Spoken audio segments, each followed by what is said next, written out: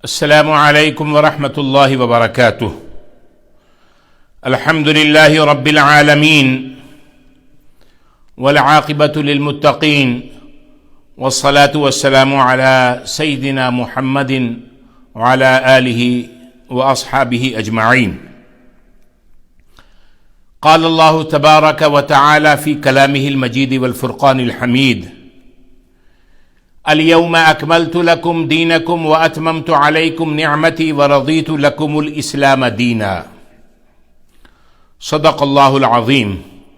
اللهم صل على محمد وعلى آل محمد كما صليت على إبراهيم وعلى آل إبراهيم إنك حميد مجيد. اللهم بارك على محمد وعلى آل محمد كما باركت على إبراهيم وعلى آل إبراهيم إنك حميد مجيد. Brothers and sisters,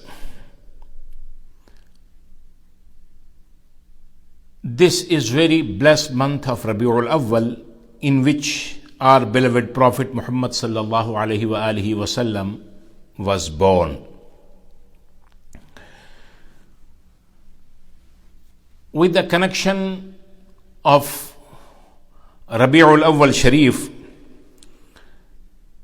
today inshallah very briefly I will mention to you the farewell sermon of the Rasulullah sallallahu alaihi wasallam. The ayah which I recited, اليوم أكملت لكم دينكم وأتممت عليكم نعمتي ورضيت لكم الإسلام دينا. This verse was also revealed on the Mount of Arafat after the last sermon upon the Prophet sallallahu alaihi wasallam. Allah subhanahu wa ta'ala has said, اليوم أكملت لكم دينكم وأتممت عليكم نعمتي ورضيت لكم الإسلام دينا. Today I have perfected your faith for you, completed my favor upon you, and chosen Islam as your way.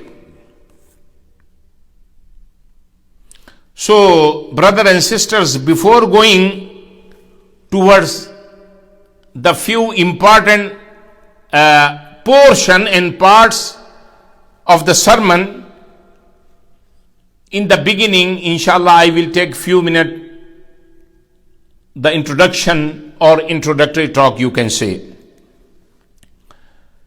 Brothers and sisters, the Prophet sallallahu alaihi wasallam was about 40 years when he began to preach, following the famous inspiration in the cave of Hira in Mecca.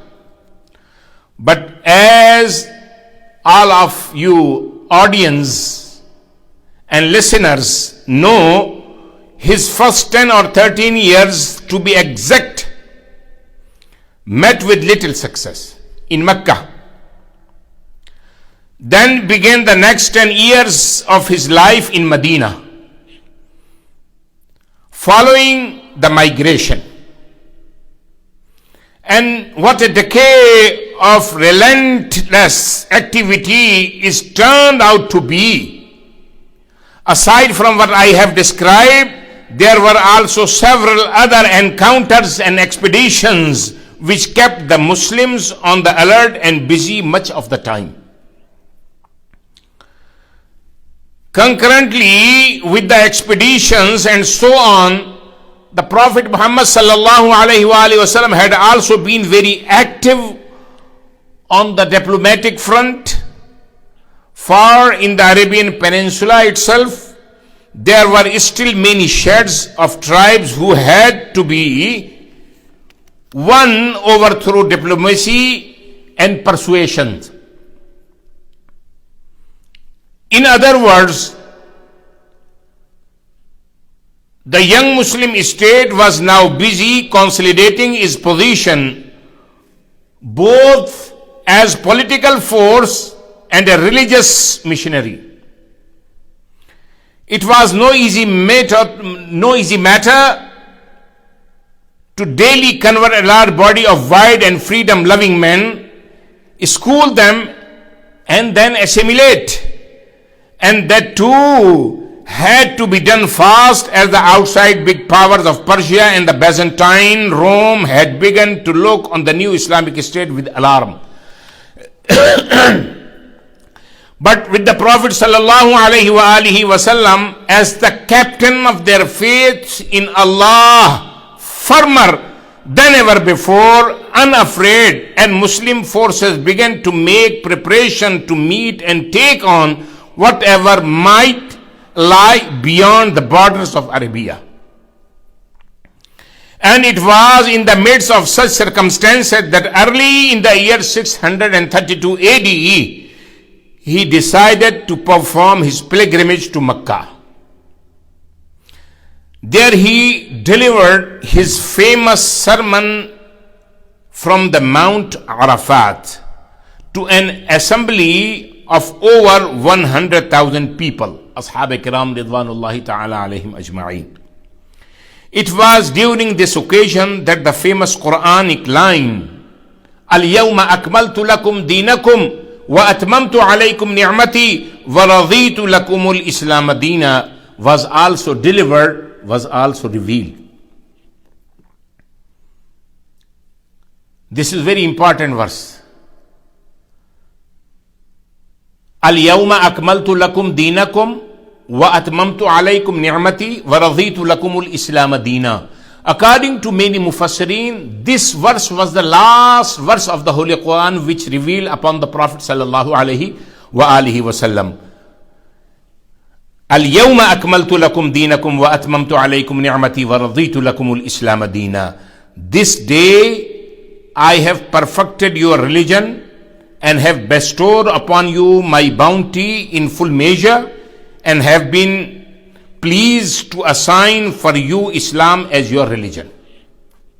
This is the translation. So, brother and sister, as I have said in the beginning, that inshallah I will shed some light briefly upon the last sermon, farewell sermon of the Prophet sallallahu alaihi wasallam, Prophet's sallallahu alaihi wasallam's sermon on the Mount of Arafat.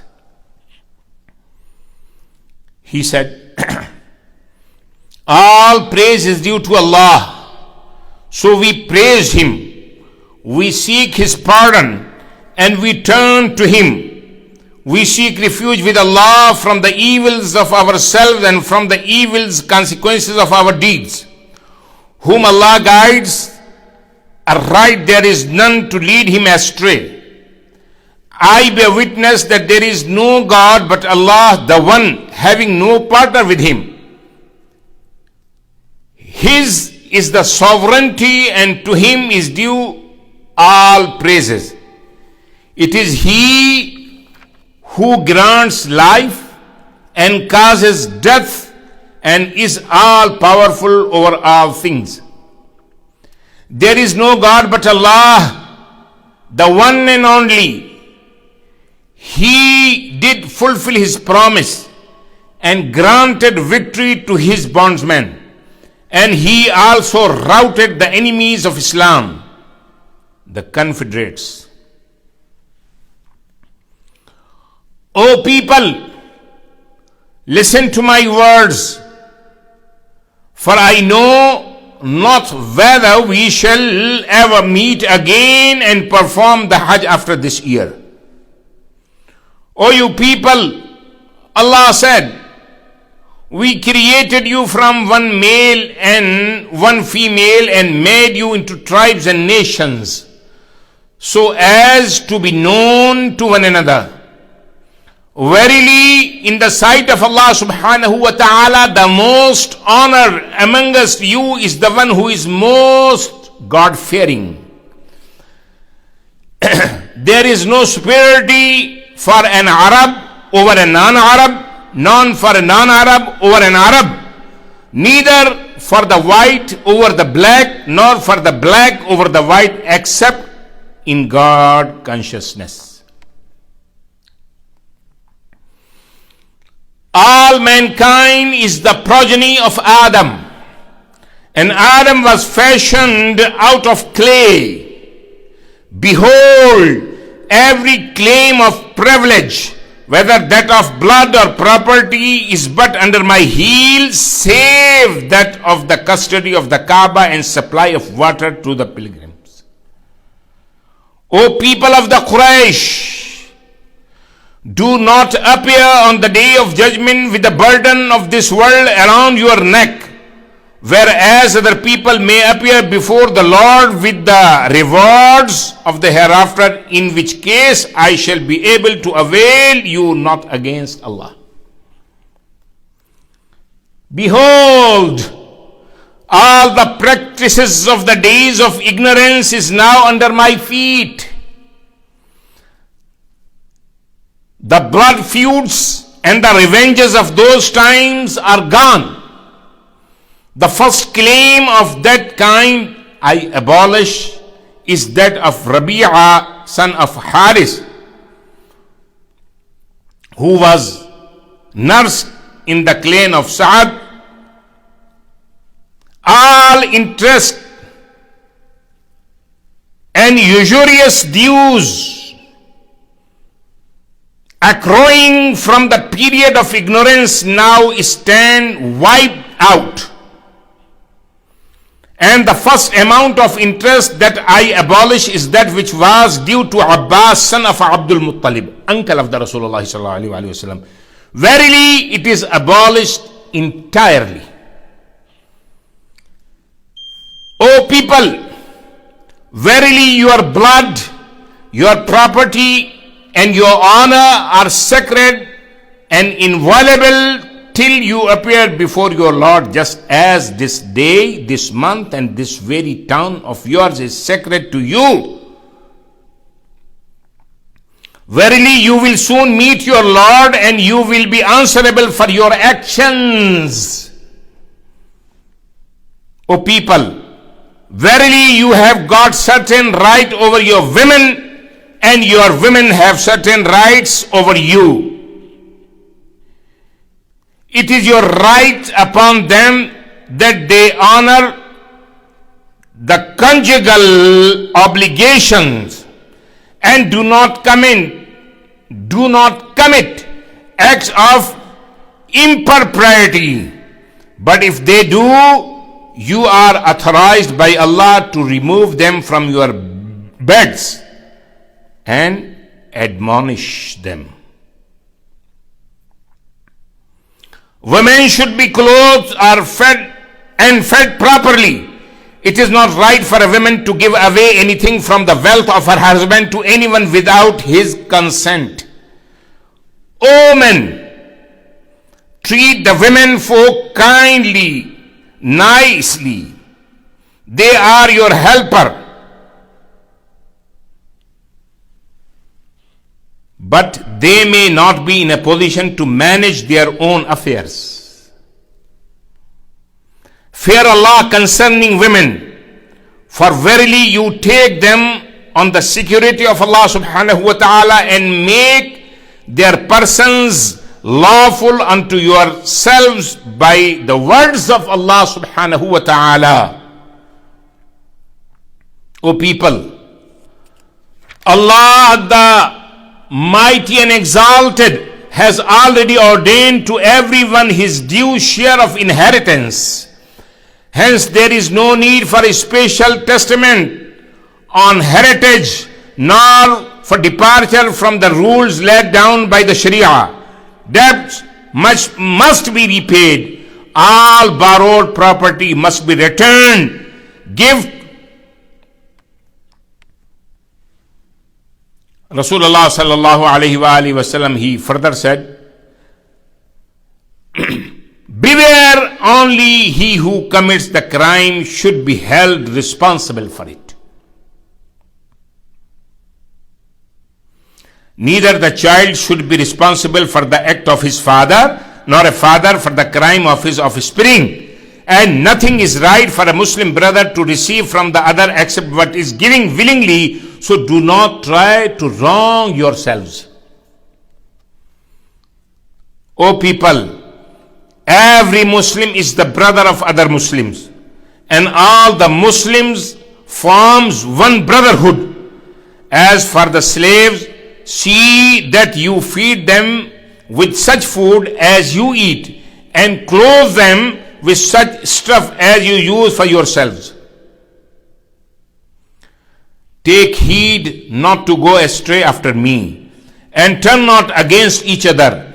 Listen and obey, even if a poorly clad Abyssinian slave is appointed your Amir, provided he executes the ordinance of the book of Allah subhanahu wa ta'ala.